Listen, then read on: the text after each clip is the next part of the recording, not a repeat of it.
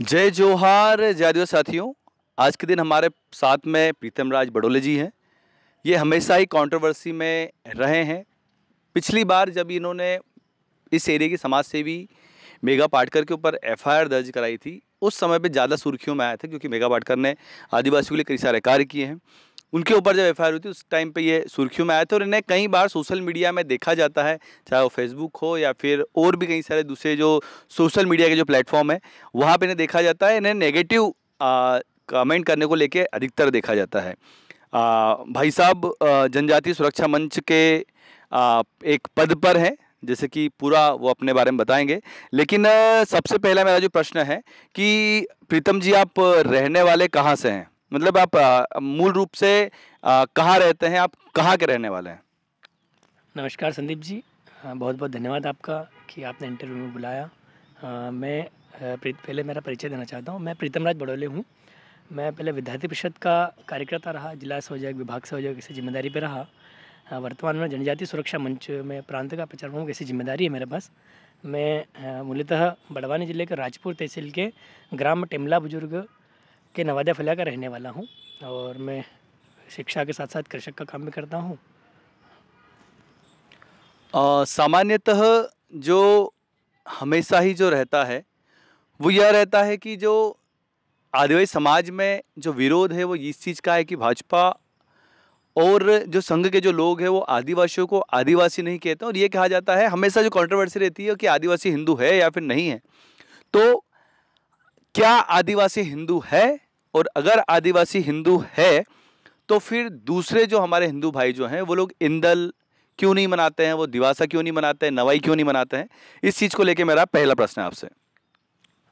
देखिए संदीप जी, आदिवासी जनजाति समाज जो है वो आप सबसे पहले ये जान लें कि हिंदू की जो परिभाषा है वो क्या है। मतलब इस भारत भूमि पर जैसे जो नास्तिक है, जो मूर्ति की पूजा करता है वो भी हिंदू है, जो पूजा नहीं करता वो भी हिंदू है, जो धरती माता की पूजा करता है वो भी हिंदू है, माँ नर्मदा माँ की पूजा करता है, जल जंगल ज़मीन की जो पूजा करता है वो सब हिंदू है। तो जनजाति समाज जो है वो प्रकृति पूजक समाज है, प्रकृति की पूजा करता है। और हिंदू समाज में भी प्रकृति की पूजा होती है, जैसे कि तुलसी माता की पूजा, पीपल की पूजा, ऐसे जनजाति समाज में भी पूजा होती है। और जनजाति समाज जो है, आपने जैसे पूछा कि इंदल की पूजा अन्य लोग क्यों नहीं करते हैं, तो सबकी अलग अलग मान्यता है। हम इंदल की जो पूजा करते हैं वो एक झाड़ रहता है, उसको काट के लाके डाहला बोलते हैं उसको हमारे सामान्य भाषा में, डाहला को लाके उसकी पूजा करते हैं रोप के वहाँ पर। तो हिंदू समाज में तुलसी माता की पूजा होती है, पीपल की पूजा होती है। तो ऐसे सामान्य जनजाति समाज जो हिंदू है। और एक और उसका बड़ा कारण है कि जनजाति समाज में हम माँ नर्मदा की पूजा भी करते हैं, हम दिवाली भी मनाते हैं, हम होली भी मनाते हैं। होली पे वास डालते हैं, हमारे समाज मतलब भाषा में बोलते हैं उसको वास डालना, उसको हिंदी भाषा में अगेन डालना बोलते हैं। तो वो डालने का काम भी करते हैं। तो केवल और केवल हिंदू समाज में प्रकृति पूजा होती है। जैसे अन्य धर्म जो भी है, ईसाई है, मुसलमान है, उसमें प्रकृति की पूजा नहीं होती है, केवल हिंदू समाज में प्रकृति की पूजा होती है। लेकिन आदिवासियों में ये कहा जाता है कि आदिवासी असल में आदिवासी ही है। आदिवासियों ने हमेशा ही सहयोग किया है, हिंदू समाज के जितने भी हमारे भाई जो हैं उनका सबका सहयोग किया है, इतिहास में भी उसका उल्लेख है। लेकिन जब बात आइडेंटिटी की आती है तो आदिवासी समाज ये कहता है कि आदिवासी हिंदू नहीं है। और दूसरा जो एक जो महत्वपूर्ण जो आपसे प्रश्न है, और ये शायद कई सारा हमारी ऑडियंस है उनका भी ये प्रश्न होगा कि हमेशा ही जो बीजेपी और आरएसएस के जो लोग हैं वो आदिवासी समाज को आदिवासी ना कहते हुए वनवासी कहते हैं। तो इसको लेके सबसे ज़्यादा रोष व्याप्त है समाज में। तो क्या आप अब हम बता पाएंगे कि बीजेपी और आरएसएस के जो लोग हैं वो आदिवासियों को आदिवासी ना कहते हुए वनवासी क्यों कहते हैं? जी संदीप जी, देखिए कि वनों में जो समाज रहता था, आज से कई वर्ष पूर्व जनजाति समाज जो है वनों में रहता था, इसलिए वनवासी शब्द कहते हैं। परंतु आपने जो कहा कि वनवासी शब्दों को लेकर रोष व्याप्त है, तो समाज में कोई रोष व्याप्त नहीं है। वो कुछ गिने चुने लोग हैं, वो वनवासी शब्दों के भ्रम जाल में समाज को उलझाना चाहते हैं। वो वास्तविक समाज, मतलब जो जनजाति समाज है, उसको मुख्य धारा में लाना नहीं चाहते हैं, परंतु शब्दों के भ्रम जाल में उलझा के अपनी राजनीतिक रोटियाँ सेकना चाह रहे हैं। दूसरा आपने कहा कि आरएसएस और भारतीय जनता पार्टी जो है वनवासी शब्दों को लेकर को लेके आती है, तो वनों में रहने के कारण उस समय वनवासी शब्द कहा जाता था इसलिए। और अभी वर्तमान में जब संविधान लागू हुआ तब से जनजाति शब्द है। और आदिवासी शब्दों को लेकर आपने जो कहा था कि आदिवासी शब्दों को लेकर विरोध क्यों है, तो आदिवासी शब्द जो है वो अंग्रेजों की देन है। हमारे ना संविधान में है ना हमारे कोई जो है ऐसे कोई इतिहास में उल्लेख है उसका, केवल अंग्रेजों के अलावा। तो इसलिए हम जो है वनवासी शब्द का प्रयोग करते हैं, जनजाति शब्द का प्रयोग करते हैं। और वनवासी शब्द से मुझे नहीं लगता कि किसी को कोई आपत्ति होगी, क्योंकि वनों में रहता था इसलिए वनवासी कहा जाता था उस समय। सभी के अपने अपने तर्क हैं, हर चीज़ को लेके अपने अपने व्यू हैं। लेकिन अगला जो मेरा प्रश्न है भाई साहब से कि इसके पहले तक कभी भी सरकार को, ना ही भाजपा सरकार को कभी भी आदिवासियों के महापुरुषों की याद नहीं आई। लेकिन जब से आदिवासी एकत्रित हो चुका है, जब से आदिवासी अपने हक अधिकार की बात करने लगा है, जब से आदिवासी अपने महापुरुषों की जयंतियां मनाने लगा है, तो उसके बाद ही सरकार को और भाजपा के लोगों को और संघ के लोगों को आदिवासियों के महापुरुषों की याद क्यों आने लगी। जैसे कि हम लोग देखें तो कुछ ही दिन पहले भाजपा ने शासन के माध्यम से बिरसा मुंडा जयंती को जनजातीय गौरव दिवस के रूप में बहुत ही अग्रणीय होकर मनाया। तो ऐसा क्यों? क्या महापुरुष पहले नहीं थे, अभी उन्हें क्यों याद करने लगे हैं आदिवासी महापुरुषों को? देखिए संदीप जी, पूर्व में आज़ादी के बाद सरकारें किनकी रही है और किनकी सरकारों ने समाज के लिए या जनजाति समाज के महापुरुषों के लिए काम नहीं किया था। भारतीय जनता पार्टी जब से सरकार में आई है तब से ये समवैचारिक परिवार की सरकार आई है, तब से महापुरुषों को उचित स्थान, देखो सिस्टम में रह के उचित स्थान दिया जाता है, आप भी जानते हैं ये चीज़ें। तो वैसे जयंती मनाना, उनके पर्व मनाना, उनको याद करना, ये हम पूर्व से ही करते आ रहे, जब से हमारी स्थापना तब से मनाते आ रहे हैं। परंतु पूर्व की सरकारों ने, कांग्रेस की सरकारों ने कभी जनजाति समाज के महापुरुषों को ऐसा स्थान ही नहीं दिया गया।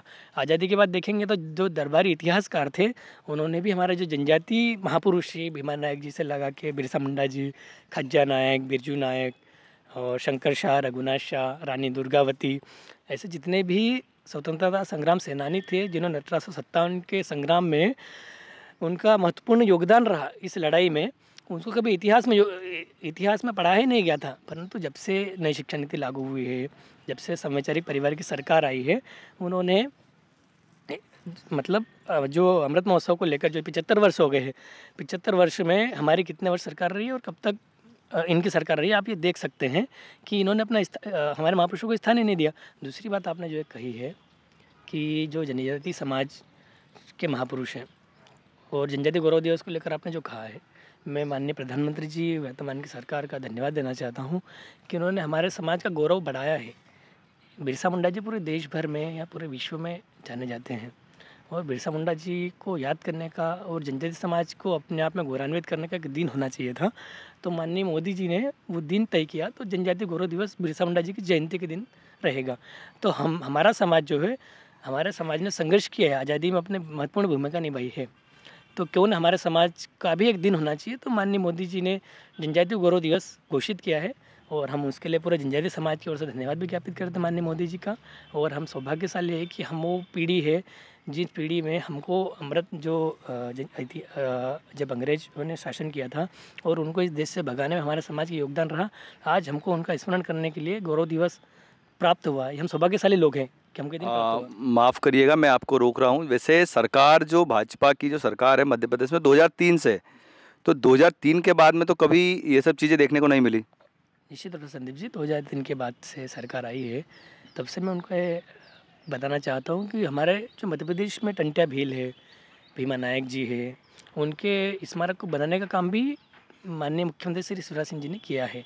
उनके स्मारक के साथ साथ उनके जो गाथा है, गाथा को उनके बलिदान दिवस या जन्मदिन दिवस पर याद करने को लेकर सरकार ने दिन घोषित किए गए हैं। आप देखेंगे कि टंट्या मामा की यात्रा पूरे मध्य प्रदेश के ट्राइबल जिलों में निकाली गई थी। इंदौर से होते हुए बड़वानी, खरगोन, धार, झाबुआ तक सब दूर यात्रा की थी। और भीमा नायक जी के बारे में मतलब आपको ये बताना चाहता हूँ मैं, 2003 के पूर्व में ये लोग कहाँ गए थे, आप उनसे भी प्रश्न करें ना, उनसे भी पूछें। हम जवाब देने के लिए तैयार हैं, हम आपके प्रश्नों का जवाब भी दे रहे हैं कि हमने भीमा नायक जी का स्मारक भी बनाया। आप देख सकते हैं ढाबावाड़ी में कितना भव्य स्मारक बनाया गया है और करोड़ों रुपए के हमने टंट्या मामा का भी स्मारक बनाया है, जो आप जाके देख सकते हैं।